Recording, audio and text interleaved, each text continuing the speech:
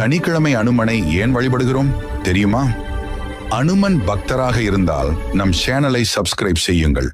சனிக்கிழமை அனுமனை வழிபடுவதற்கான மிக முக்கியமான காரணம், ராவணன் தன் மகன் பிறக்கும் போது அனைத்து கிரகங்களும் நேர்கோட்டில் இருக்க வேண்டும் என்று விரும்பினார். எனவே அவர் சனி பகவானை பிடித்து ஒரு சிறையில் அடைத்தார்.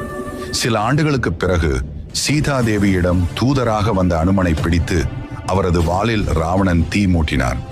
இதில் கோபமடைந்த அனுமன் இலங்கையை எரித்துவிட்டு தப்பிச் செல்லும் வழியில் வாயுதேவன் அனுமனை தடுத்து நிறுத்தி சனி பகவானை காப்பாற்றும்படி கேட்டுக்கொண்டார்.